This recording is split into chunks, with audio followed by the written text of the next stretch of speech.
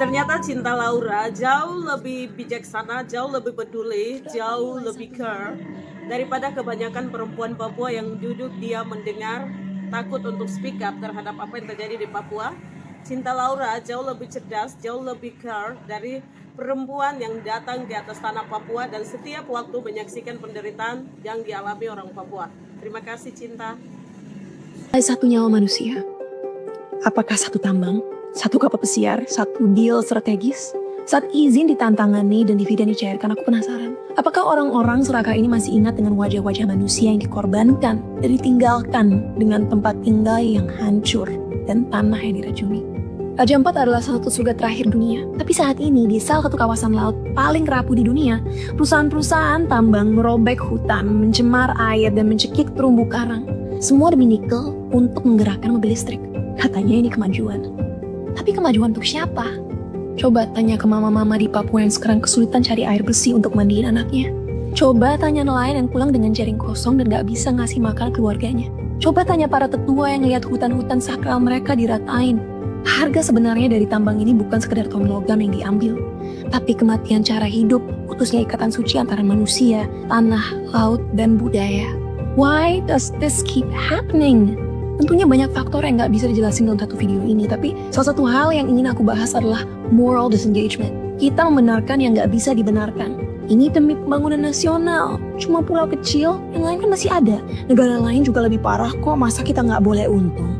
Dan dari sana, keserakahan tumbuh pelan-pelan, sembunyi di balik rapat-rapat ber-AC, dibungkus jargon patriotisme. Apa yang awalnya cuma kompromi kecil soal etika lama-lama jadi hal biasa. Sampai akhirnya seluruh ekosistem dan budaya pun dikorbanin tanpa rasa malu. Ini bukan sekedar kegagalan kebijakan. It's a failure of conscience. Kegagalan hati nurani. Ironisnya, masyarakat Papua yang sekarang kita rugiin ini dulu justru penjaga surga ini. Mereka ngelindungin terumbu karang jauh sebelum dunia peduli sama konservasi. Mereka hidup dengan satu kebenaran yang sekarang kita lupain. Bahwa tanah sama laut itu bukan barang dagangan buat dieksploitasi, tapi saudara yang harus dijaga.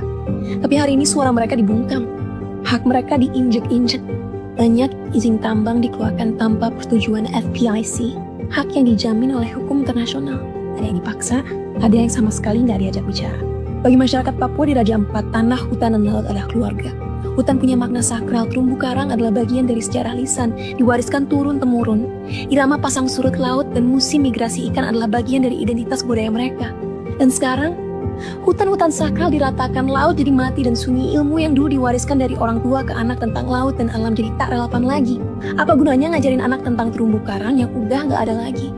Ini adalah disorientasi budaya, putusnya hubungan spiritual dengan alam yang dulu menopang kehidupan mereka. Kerusakan ini bukan cuma soal hilangnya budaya.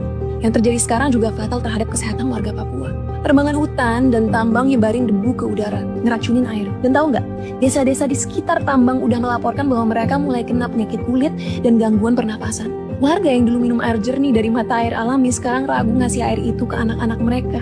Dan saat generasi selanjutnya bertanya sama kita, kenapa hidup makin sulit? Kenapa impian mereka makin jauh walau orang tuanya kerja keras tiap hari?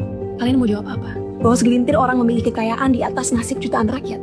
Bahwa saat kalian berjuang beli beras dan bayar uang sekolah, mereka malah jual masa depan negeri ini demi mobil mewah, villa di luar negeri, dan rekening dengan uang berlimpah. Raja Ampat bukan sekedar pulau. Ini peringatan. Kalau kita diem aja, apalagi yang kelompok serakah ini bakal rebut air kalian, tanah kalian, masa depan anak-anak kalian, kita masih punya pilihan. Bersuara sekarang, atau jelasin suatu hari nanti. Kenapa kita diem aja?